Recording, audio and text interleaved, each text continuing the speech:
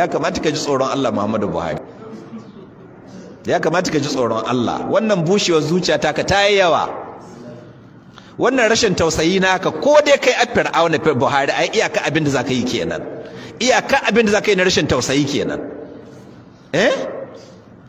Wannan bushewar zuciya taka Buhari ta yi yawa, ka ci amanan mu, ka ci amanan mu, ka san irin wahalar da mun kai akan ka, ashe ka san busasshiyar zuciya gare ka san baka da imani, baka da tausayi.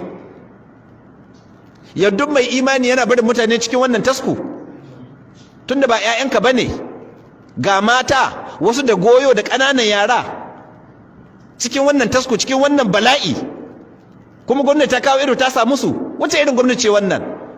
Waɗanne irin mutane wai ku jami'an gwamnati? Ya kamata ku ji tsoron Allah, mune muku da sai ku ji tsoron Allah. Zukatanku sun bushe da yawa. To wai yaya za ku fuskantar ubangiji bayan su haƙƙin bayan su da kun kai banza, ya za ku fuskantar ubangiji?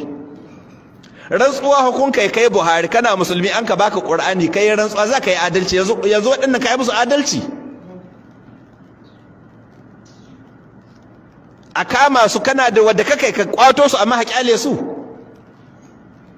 Don ku ji tsoron Allah ya ku shugabannin gwamnati, ku tausaya ma waɗannan bayan Allah. Yanzu ya za ku ji da a ce matanku ne da 'ya'yanku da 'yan uwanku an hakama? Yanzu Buhari, da a ce matakka ce an ka kama, matakka ce a cikin halin da waɗannan matan suke ciki, ya za ka ji? To duk yadda za ka ji, haka nan 'yan uwan waɗannan bayan Allah suke ji. Don haka ya kamata ku tausaya musu.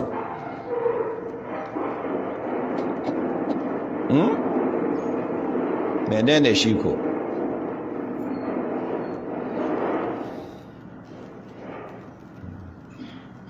Ya kamata ku tausaya musu, ku ji tsoron Allah, ku sani ba nan za a dawama ba fa. Sannan wallahi annabi sallallahu alaihi wasallama ya faɗi, hadisi ya tabbata, kuma kowa ya san da hadisin, hadisi ne mashahuri. Manzon Allah sallallahu alaihi wasallama ya ce, kullukum ra'in wa kullukum mas'ulun an ra'iyatihi. Kowanninku makiyayi ne, kuma kowanninku abin tambaya ne ga abin da an ka bashi kiyo.